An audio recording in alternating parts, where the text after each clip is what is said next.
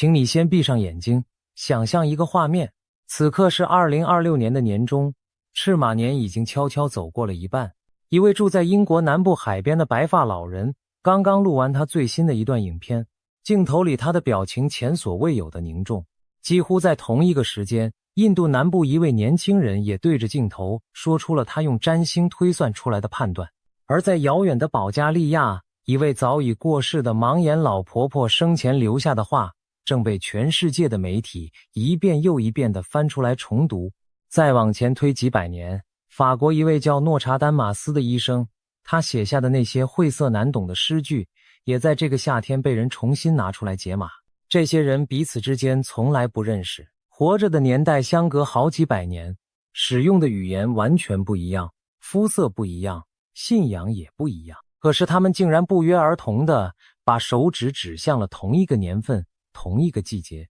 他们指的就是现在，就是你正在经历的这几个月。而更让人头皮发麻的是，他们指向的不只是同一个时间，还是同一件事，一件被他们口中反复描述为灵界已经准备了非常非常久的大事件。那么问题就来了，如果只有一个人这样说，我们大可以说他是在哗众取宠博个流量；如果有2-3个人这样说，我们也可以说这不过是巧合罢了。可是当东方3000年的古老谶语，西方最炙手可热的网红预言家，几百年前的神秘诗篇，再加上台湾本地一票命理师，全部在同一个时间窗口里讲着同一个故事的时候，你还能说这只是巧合吗？今天我们就把这些散落在世界各地的拼图一块一块捡起来，慢慢拼凑。我们要看看，当这些碎片合在一起的时候，它们到底拼出了一张什么样的画面。我必须先提醒你，这张画面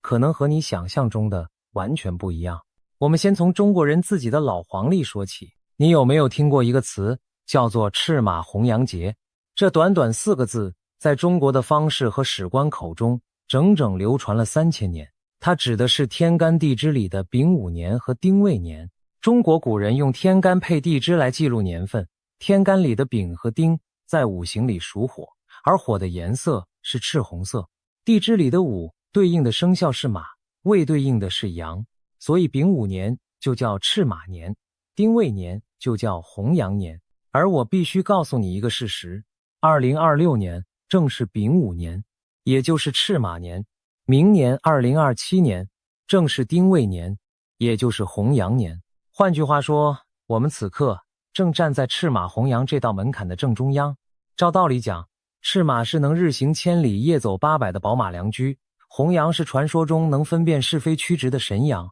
这2样听起来都是顶吉祥的好东西。可是一旦它们连在一起，中国的历史就像被人硬生生带上了一个诅咒的金箍。你只要翻开史书就会发现，每逢赤马红羊年，中原几乎是必定天下大乱，不是改朝换代，就是大灾大难，要不然就是血流成河的滔天浩劫。我们来看几个血淋淋的例子。最早可以追溯到汉朝，公元前195年，正是丙午赤马年，一代雄主汉高祖刘邦恰恰在这一年驾崩。紧接着就是吕后专权，朝堂之上腥风血雨，刘氏子孙被屠戮殆尽。一个王朝刚刚建立没多久，就在赤马年迎来了第一次剧烈的震荡。时间再往后走，到了大唐，唐朝有一场著名的甘露之变，皇帝想要铲除专权的宦官，结果计划败露，反被宦官血洗朝堂，数千人惨遭株连，血流成河。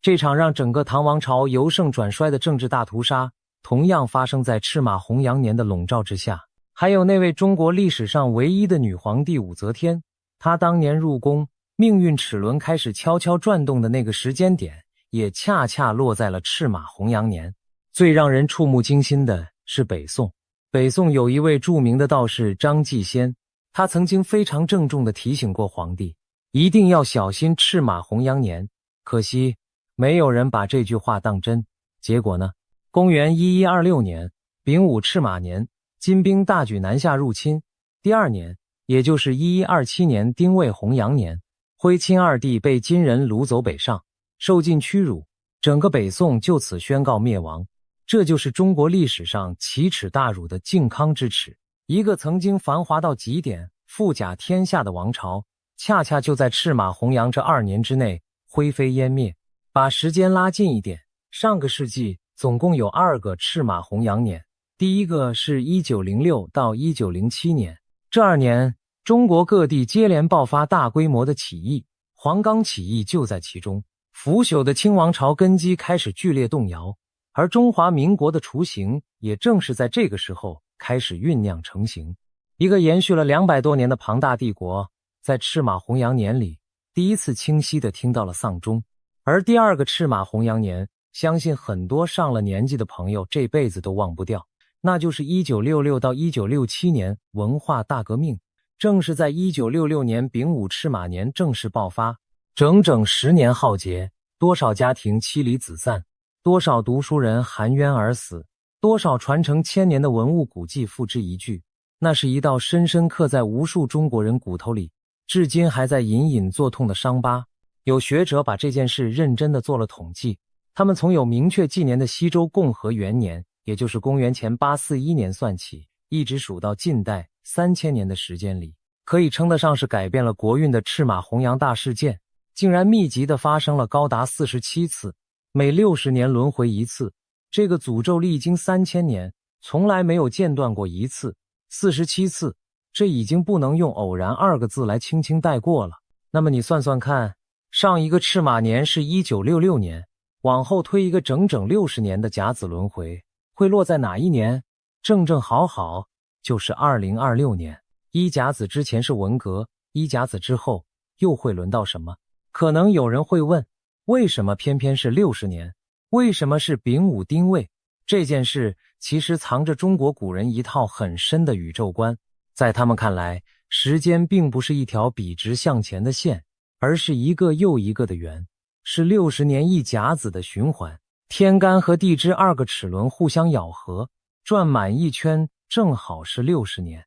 而丙午丁未这个位置，是火气最旺、最燥、最不稳定的一段。火上加火，在五行的观念里，这象征着一种强烈的会自我点燃的能量。当这种能量累积到临界点，旧的秩序就会被烧掉，新的秩序才能从灰烬里长出来。古人不懂什么叫周期律，但是他们用3000年的观察，硬是把这个规律记了下来，刻进了谶语里。你可以不信，但你很难解释为什么47次他一次都没有缺席。说到这里，你可能还是会觉得这顶多算是一种统计学上的巧合，是后人拿着历史硬凑出来的规律。好，那我们再来看第2块拼图。这一块是一位几百年前的中国奇人亲手留下的，他的名字叫做刘伯温。刘伯温是明朝的开国军师，民间传说他能掐会算，上知天文下知地理，是和诸葛亮齐名的人物。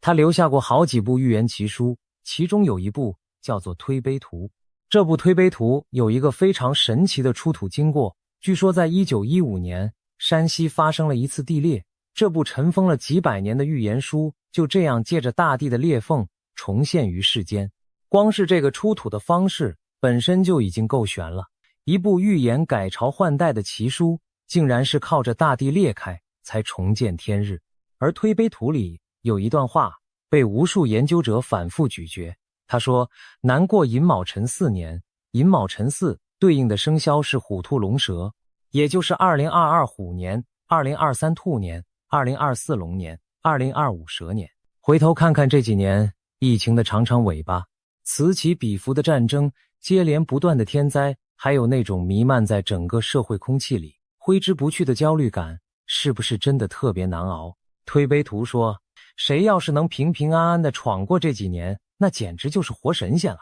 而最关键的下一句来了，推背图预言到2025这个大节年过去之后，到了2026年，中国将会迎来一场翻天覆地的巨大变化。书中甚至用了一个非常露骨、非常直白的词，说中国将会出现新帝王。新帝王这3个字意味着什么？不用我多说，你心里应该已经有数了。它意味着旧的那一页要被翻过去了。而且无独有偶，唐朝还有一位高僧黄檗禅师，他也留下过一首寓言诗，里面有一句叫做刚到金蛇运已终。什么是金蛇？在干支纪年里，2025乙巳年正是金蛇年，这句诗的意思是说，当一个朝代的国运走到金蛇年的时候，旧的气数就已经到头了，走到了尽头，金蛇运易终。紧接着的2026年，自然就是改朝换代的新纪元。你发现了吗？赤马红阳节那3000年47次的历史铁律，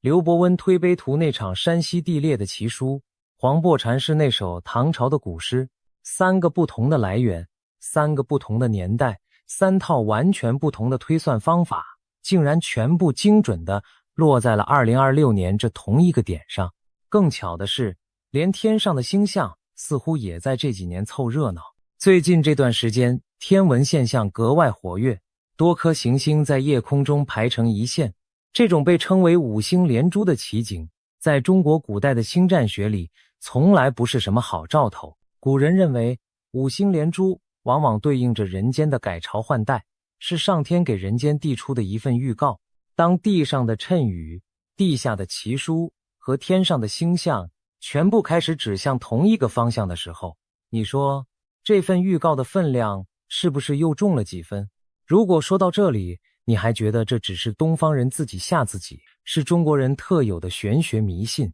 那么接下来这块拼图会彻底改变你的想法，因为它来自西方，来自一位你们非常熟悉的老朋友帕克。我知道很多老观众一听到帕克这个名字眼睛就亮了，我们就不再多做介绍，直接看他这次到底说了什么。我只简单帮刚来的新朋友复习一下他的战绩。川普第一次当选美国总统，当时几乎全世界都不相信，他预言中了英国脱欧这种跌破所有专家眼镜的事，他预言中了新冠疫情即将席卷全球，他在疫情爆发之前就预言中了英国女王伊丽莎白2世的逝世，他也预言中了。光是这一份沉甸甸的履历就足够让人不敢小看他讲出来的每一句话。帕克在2025年的年底发布了他对2026年的整体预言，他用了一个让人听了心里一沉的词来形容这一年。他说2026年是一个清算之年，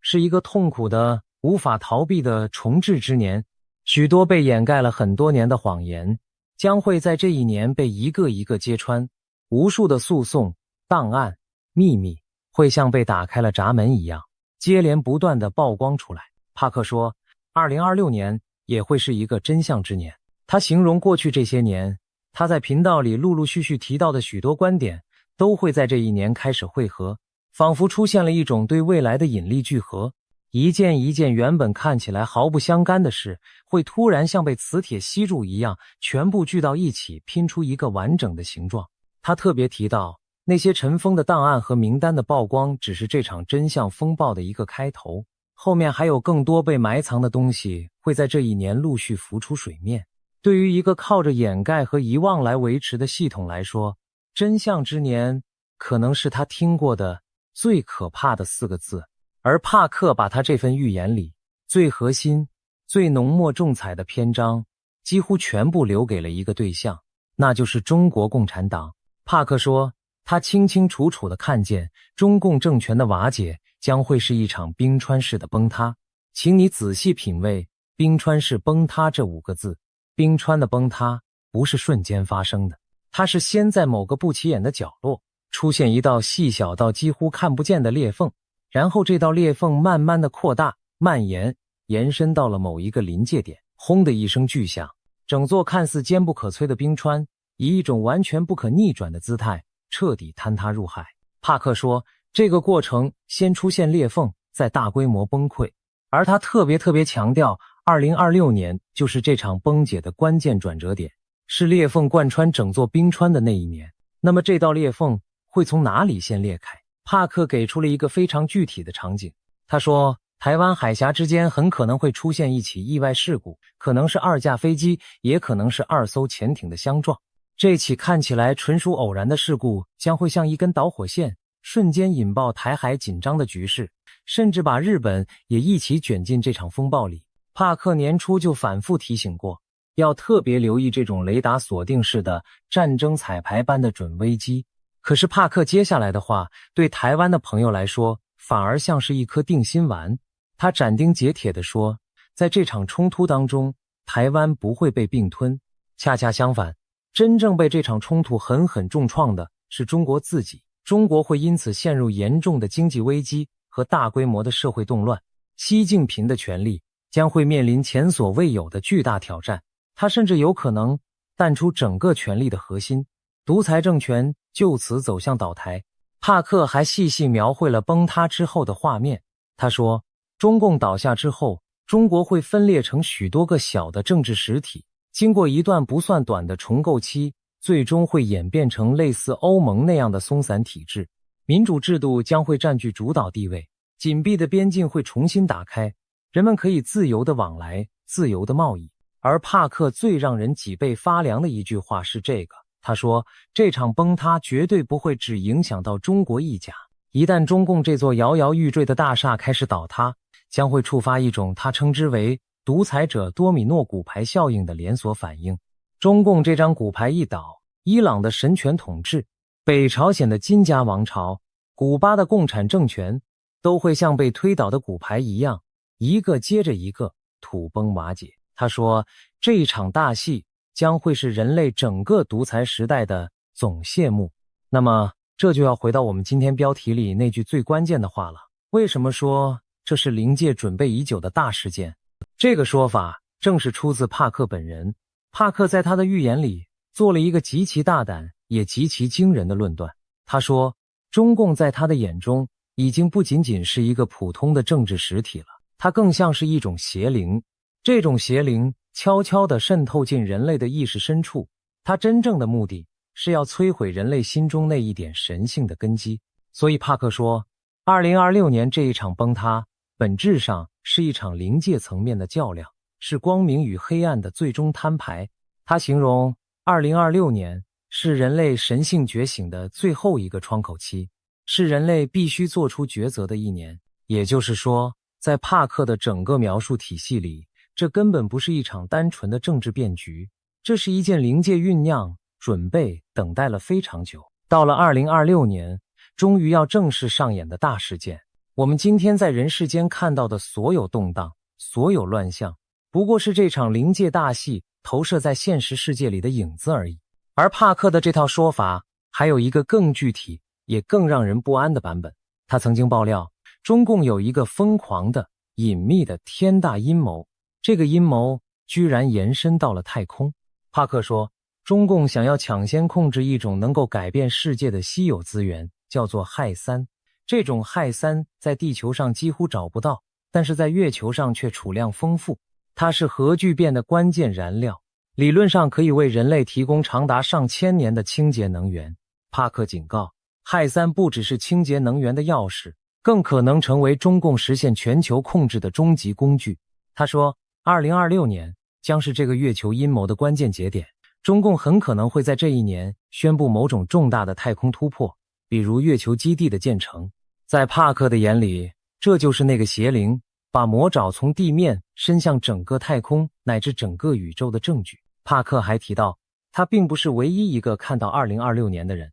在印度有一种古老到难以想象的预言形式，叫做纳迪棕榈叶。传说在几千年前就有圣者把每一个人乃至整个世界的命运刻在了棕榈叶上，而这些棕榈叶的记录据说也指向2026年会是自然灾害、战争、疾病、宗教冲突高度密集爆发的一段时期。帕克说，这些古老的记录和他自己的感知正在前所未有的重合。不止如此，帕克还说了一段同样让人坐立难安的话。他认为2026年很可能还是一个大揭露之年。他相信地外文明是真实存在的，他们长期以来一直在往返地球，而各国的政府因为恐惧，也因为某种羞愧，一直在向公众隐瞒这个真相。帕克说，当清算之年到来，当谎言一个一个被揭穿，这个埋藏了几十年的最大的秘密也有可能在这一年被掀开一角。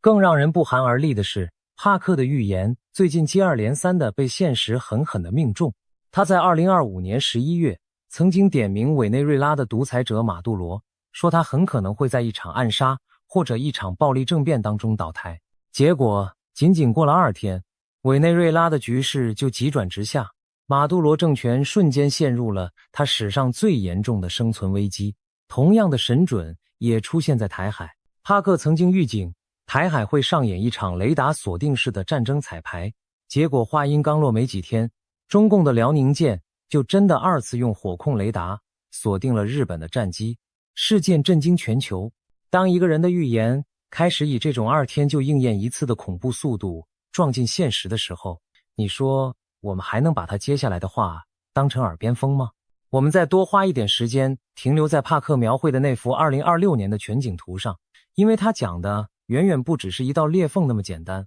帕克说2026年的这场风暴很可能不会只有2-3个国家被卷进去，他预见到一场规模相当大的冲突，牵动的是好几个国家的命运。一旦台海的那根导火线被点燃，东亚的局势会像被推倒的积木一样连锁的倒下去。但是他反复强调的核心判断始终没有变，那就是主动发动冲突的一方最后绝不会是赢家。中共如果真的选择动手，等待他的不是胜利，而是一场让自己政权加速崩塌的致命挫败。在帕克的描述里，这场冲突更像是一面照妖镜，他会把中共外强中干的真实底牌一次性的全部摊在世界面前。而帕克对中国经济的判断更是冷酷的让人发抖。他描述中共过去那个被吹得震天响，建立在天量债务和层层压迫之上的经济模式会在这一年彻底破灭。房地产的崩盘只是开始，地方债务的违约只是开始。他甚至给出了一个惊人的数字，他认为中国真实的失业率可能高达3到4成。3到4成是什么概念？那意味着每3个想工作的人里面，差不多就有1个找不到工作。当一个政权再也没有办法用经济的增长来换取人民的忍耐时，他赖以站立的最后一根支柱也就被抽掉了。帕克说，这就是所谓的合法性的丧失。一个政权可以靠暴力维持一时，但是当他连一只饭碗都给不了人民的时候，他的根就已经被悄悄拔起来了。那么这场大戏的中心人物，那个我们都心知肚明的名字，又会走向什么样的结局？帕克的判断是，习近平的权力会面临他执政以来最严峻的挑战。他用的词是淡出，淡出权力的核心。请你注意，他没有用一个非常戏剧化、非常血腥的词，他用的是淡出，这反而更加耐人寻味。它不像是一场轰轰烈烈的宫廷政变，倒更像是一个人在内外交困、众叛亲离之下，被一股连他自己也无法抵抗的力量一寸一寸地推离了舞台的正中央。围绕着这个名字的种种预言，这几年其实一直就没有断过，从生日里藏着的玄机，到健康状况的种种传闻，再到高层权力的明争暗斗。把这些零碎的讯息放在一起，再对照帕克口中那轻飘飘却又重千钧的淡出2字，你会发现这幅图像正在变得越来越清晰。但帕克说，当这一切发生之后，中国并不会就此陷入永久的黑暗，恰恰相反，他看到的是一个漫长的却方向明确的重建过程。那些被强行压抑了太久的东西，会像春天的草一样重新从土里钻出来。好，西方的拼图还远远没有结束。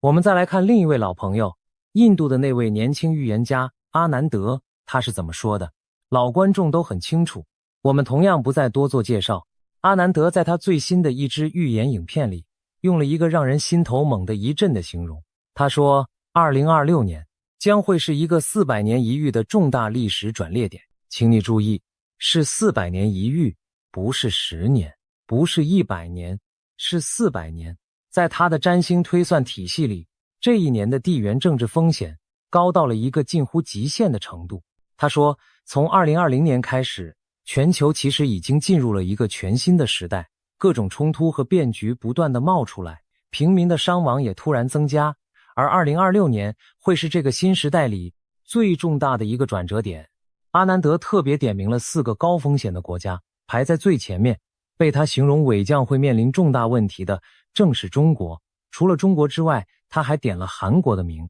阿南德反复强调，他做预言的目的不是为了制造恐慌，而是为了让人们有所准备，从心理上提前减轻冲击。他提出了好几个需要全世界格外小心的时间节点，反复提醒大家，在那几个特定的月份里，一定要打起12万分的精神。接下来这块拼图，相信没有任何一个人会感到陌生，那就是保加利亚的盲眼龙婆巴巴万加。巴巴万加生前留下的关于2026年的预言，最近被全世界的媒体反复的检视。他预见到一场3重打击将会彻底破坏2026年本该拥有的和平。这3重打击分别是地缘政治力量的剧烈转变、越演越烈的气候危机，以及人工智慧的失控崛起。他甚至直接提到了某个强权并吞另一个地区，从而引爆世界大国之间大规模战争的景象。之所以全世界现在这么怕他，是因为人们回过头去看他对2025年的那些预言，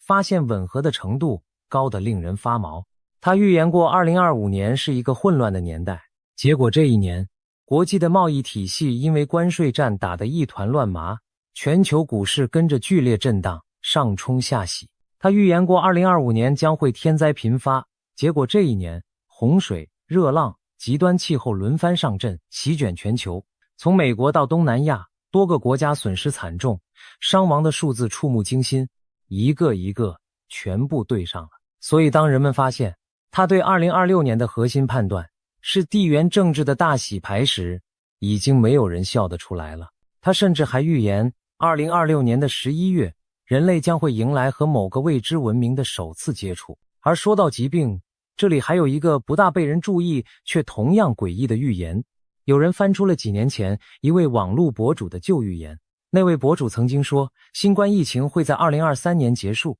然后在2026年前后可能会出现另一种以老鼠为媒介传播的新型疫病。如今回头看，新冠在2023年确实被宣告告一段落，而汉他病毒这几年也确实开始零星的露头。在中国的传统文化里，老鼠属于子水，主阴主暗。古人认为，当一个社会的道德基石开始下滑，当欺骗和唯利是图充斥人间的时候，相应的就会招来阴性的灾病。历史上的罗马大瘟疫、明朝末年的大鼠疫，无一例外都发生在社会道德严重沦丧的历史节点上。这个说法你可以当成谈资，但他和盲眼龙婆口中那场疾病的打击竟然又隐隐地对上了。然后是来自法国的诺查丹马斯，这一块拼图是所有拼图里最悬的一块。诺查丹马斯生活在500多年前，他留下的预言诗向来以晦涩难懂、充满隐喻而闻名。研究者发现，他有一句诗提到，反基督者将会横行27年，而很多研究者把这个横行的起算点定在了1999年。那么1999年加上27年，答案是什么？正正好好，又是2026年。许多研究者据此推测，就在这一年的前后，某一场席卷全球的巨大冲突，或者说某一个长期存在的独裁统治将会迎来终结，而人类将会走进一个相对和平的全新阶段。不止如此，研究者还特别聚焦在诺查丹马斯诗集里那些编号刚好是26的诗句上，其中第7世纪的第26首描述了小船与桨帆船环绕着7艘大船，一场致命的战争即将被引爆。专家分析，这神秘的7艘船极有可能是隐喻着在南海周边海域存在主权争议的7个政权。而第1世纪的第26首讲的就更直接、更惊悚了。他说，伟大之人将在白昼被雷击倒。这句诗被解读为某一位重要的政治领袖会遭遇突如其来的事件，政权在瞬间垮台。一位几百年前的人凭着什么能写下这样一句精准得让人心惊的诗？说完了远方的拼图，我们把镜头拉回我们自己脚下的这座岛屿台湾。台湾本地的命理师又是怎么看待2026年的？台湾的命理师沈荣把2026年形容为一个平稳爆发提升年。他说的爆发不是发财的发，而是爆炸的爆。他的意思是2026年是一个会让好事和坏事都迅速被放大的能量场，是一个加速累积、强化结果的一年。本来还在缓慢酝酿的事情，会在这一年突然之间引爆，把最终的结果重重地砸在所有人的面前。他甚至特别提到，这一年人工智慧的内容生成速度会变得飞快，成本变得极低，传统的影音创作模式会受到剧烈的冲击。你看，连这个趋势都已经被他说中了，正在我们眼前发生。而另一位塔罗牌老师艾菲尔讲的就更加直白，他直接把2026年定义为一个变动的灾难年、战争年。不过他也给台湾的朋友吃了一颗定心丸，他说台湾相对来说反而是安全的，真正不安全的是另一个地区，那个地区甚至有可能发生内战。他没有点明那是哪里，但是听的人心里大概都已经有了一个答案。聊到这里，你可能会说，这些都还是预言，都还是看不见摸不着的东西。那好，我们现在就把目光从灵界、从星象、从古书拉回到最坚硬、最冰冷的现实。因为有些裂缝其实已经不需要灵媒，你用肉眼就能看见了。帕克形容那是一个经济的脓包被狠狠挤破。过去几十年，那个被吹得震天响的经济奇迹是建立在什么之上的？是建立在天量的债务，是建立在对环境的牺牲之上的。如今呢，房地产持续地崩盘，一栋一栋的烂尾楼矗立在那里，像一座一座的墓碑。地方政府的债务接连违约，外资像退潮一样悄悄地撤离。而年轻人里面开始出现一个被称为老鼠人的群体，他们低欲望，群居在一起，挣扎在生存的边缘，对未来不再抱有任何期待。一个社会，当他最年轻、最有活力的一代人集体选择了躺平，选择了不再生育、不再奋斗的时候，这个社会的地基其实已经在悄悄地松动了。还有人口，有人发现官方公布的死亡人口数字和民间殡葬系统处理的遗体数量出现了一个巨大到无法用常理解释的落差，一边的数字和另一边的数字中间隔着一个说不清楚的黑洞，一个连自己有多少人、走了多少人都算不明白，或者说不愿意算明白的系统，它对外展示的那层坚硬的外壳，内部到底还剩下多少真实的支撑？你看这些东西，房地产、债务、失业、人口，全部都是肉眼可见的，它们不是预言，它们是正在发生的事实。预言家们所做的只不过是把这些散落的事实连成了一条线，然后告诉你这条线的尽头指向哪里。好了，现在请你把我们刚才一块一块捡起来的所有拼图全部摊开在桌面上，俯瞰着它们。赤马红阳节3000年47次的历史铁律指向2026，刘伯温的推杯图指向2026的翻天覆地新帝王，黄檗禅师的金蛇运以中指向2026的改朝换代，天上的五星连珠指向改朝换代的星象预告，帕克的清算之年和冰川式崩塌指向2026的中共瓦解，阿南德的400年一遇转捩点点明中国，盲眼龙婆的3重打击，诺查丹马斯1999加27的算式，台湾命理师口中的爆发年和灾难年，再加上那些肉眼可见的房地产、债务和人口的裂缝，你看到了吗？这些来自完全不同的文明、完全不同的年代、完全不同推算体系的箭头，竟然全部毫无例外地扎在了同一个靶心上。这个靶心就是2026。而我们今天的标题说肉眼可见2个月内，这句话到底是什么意思？我必须在这里跟你说一句非常非常诚实的话，包括帕克本人在内，这些预言家没有任何一个人说过中共会在某一天的早上突然就人间蒸发，凭空消失。帕克自己反复地强调，这是一场冰川式的崩塌，它是一个过程，而不是一个瞬间。他甚至明明白白地说过，整个重构的过程不会在2026年就全部走完，征兆会在这一年清晰地浮现出来，然后一路延续到2030年前后。所以2个月内这4个字讲的并不是中共在2个月内彻底消失，它讲的是那一道我们前面反复提到的冰川上的第一道贯穿性的裂缝。预言家们不约而同地把目光投向了赤马年走过一半之后的这个夏天，这个短短的时间窗口，他们认为就在接下来的这短短2个月里，那一道原本还深藏在水面之下，需要靠灵媒的感知能力才能察觉到的细微裂缝，将会第一次裂到水面之上，裂到每一个普普通通的人都能用自己的肉眼直接看见的程度。这才是肉眼可见这4个字真正的含义。它不是让你看见终点，而是让你看见那个再也无法假装看不见的崩塌的起点。当一道裂缝从水面下浮到水面上，它的性质就变了，它从一个秘密变成了一个共识。而一个政权最害怕的从来不是裂缝本身，而是所有人都同时看见了那道裂缝，并且都知道其他人也都看见了。当经济的数据再也包不住，当权力的斗争再也藏不住，当一个又一个被掩盖的真相像帕克说的那样透过诉讼和档案接连曝光的时候，那道裂缝就完成了它从灵界到人间的穿越。而冰川一旦出现了第一道贯穿性的裂缝，后面的事情按照最基本的物理规律就是不可逆转的了。我们再回头想想，为什么这么多预言家都不约而同地用了灵界这个词，都说这是一件灵界准备已久的大事件。在他们的描述里，人世间的权力、国家、制度，这些我们以为坚不可摧的东西，其实都只是表层的现象。在这层现象的底下，还有一个更深的层次，他们称之为灵界或者神性的层次。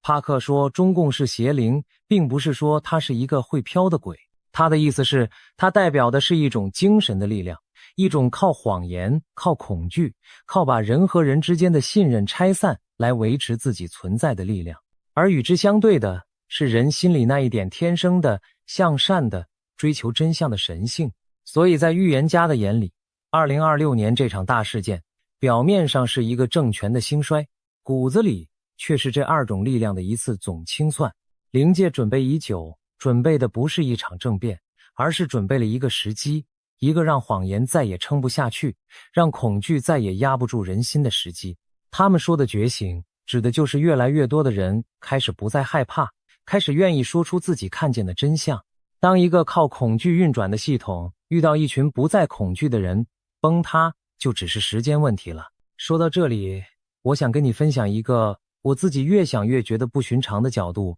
你有没有想过，在人类的历史上，预言其实一直都存在，每个时代都有它的先知，都有它的谶语。可是在过去，这些预言是彼此孤立的。中国的方士不知道印度的占星师在算什么，欧洲的诗人也不知道保加利亚的乡下有一位盲眼的老婆婆。他们各自说各自的，像一座座孤岛，永远隔着茫茫大海。一个预言应验了，也许就在当地流传几句，然后被时间冲淡。可是2026年是人类历史上第一次，这些孤岛被连了起来，透过网络，透过影片，一位英国老人录下的话，几个小时之内就能传到台北，传到纽约，传到雪梨。我们这一代人是第一批能够同时并排的看见东方谶语、西方预言、古代诗篇的人。也正因为这样，我们才会第一次如此清晰地被这种大河流的震撼击中。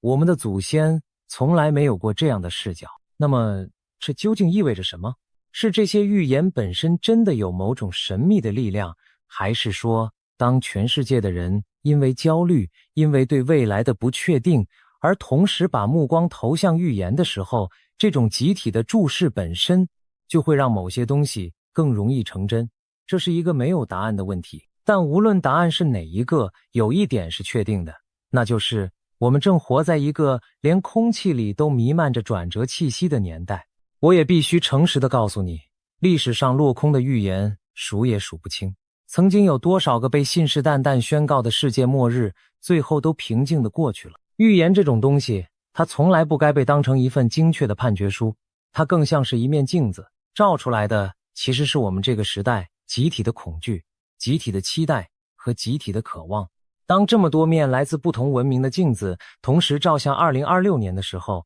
与其说他们算准了未来，不如说他们照出了一个事实，那就是全人类都隐隐约约地感觉到有什么东西真的不一样了。说到这里，我知道很多朋友的心可能已经悬到了嗓子眼，尤其是住在台湾的朋友可能会忍不住想，崩塌听起来这么可怕，那我们该怎么办？我们会不会被卷进去？我想用帕克的一个特点来回答这个问题。你知道帕克为什么能够成为全世界最受欢迎的预言家之一吗？绝对不是因为他讲的灾难最吓人，恰恰相反，是因为他每一次讲完灾难之后，总会给人留下希望。他总是说，劫难本身并不可怕，大灾过后，紧跟在后面的就是大福。帕克对2026年的最终定调其实不是绝望，而是觉醒。他说，这是人类神性觉醒的最后一个窗口期，是人类的抉择之年。他呼吁所有人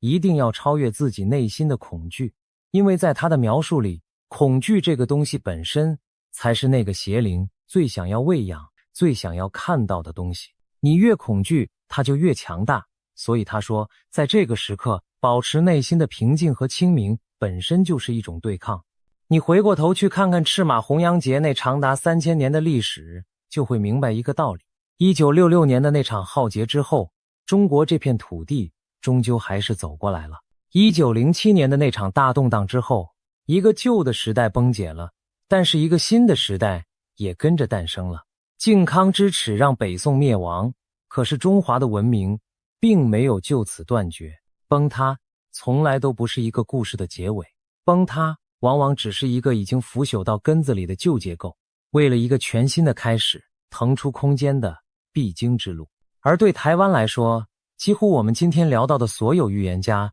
无论是远在西方的帕克，还是我们本地的艾菲尔，都不约而同地给出了同一个讯息：台湾不会被吞下，台湾会安然地站在这一场大变局的岸边，看着对岸的那座冰川缓缓地崩塌入海。所以，如果这些散落在世界各地、横跨几千年的预言真的指向了什么，那它指向的或许并不是一场单纯的灾难，它指向的是一场交接，一场新与旧的更替。一个建立在谎言、恐惧和压迫之上的旧时代正在走到它的尽头。而站在2026年这个赤马年的盛夏，我们每一个还活着的人，其实都是这场宏大历史剧的现场见证者。能亲眼见证一个时代的转折，这本身又何尝不是一种难得的机缘？那么，作为一个普普通通的人，我们在这个夏天到底该用什么样的心态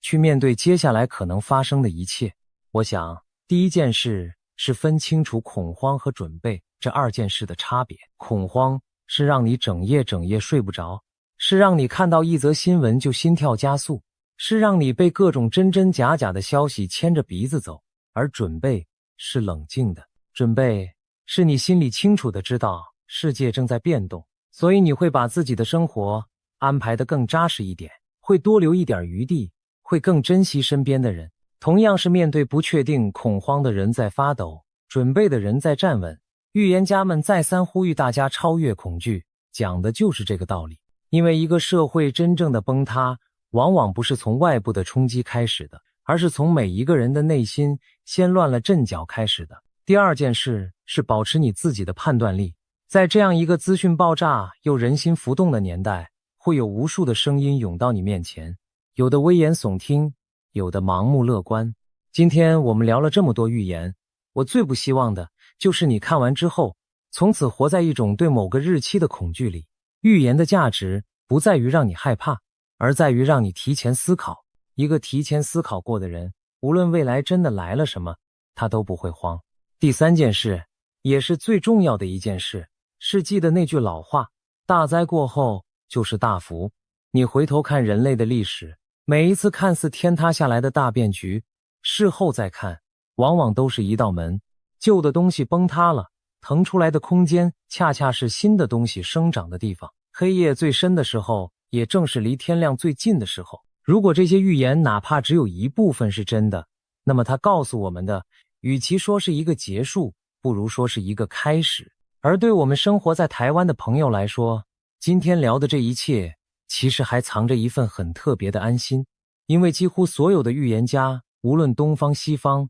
都把台湾放在了岸上，而不是浪里。我们的角色更像是一个见证者，一个记录者。在这样的时刻，把自己的日子过好，把心安顿好，本身就是一种最踏实的力量。当然，我必须在最后说一句心里话，预言终究只是预言。无论是流传3000年的古老谶语，还是当今最当红的网红预言家，他们所描绘的都只是一种可能，一个提醒，一声警钟，而绝对不是一张被定死的、无法更改的时刻表。历史上落空的预言远远比应验的多，真正能够决定未来走向的，从来都不是天上的星象，也不是冰川的裂缝，而是地面上千千万万个普普通通的人，他们的人心和他们的选择。接下来的这2个月，这个夏天，会不会真的如同他们所说，出现那一道肉眼可见的裂缝？没有任何一个人能够100%的向你担保。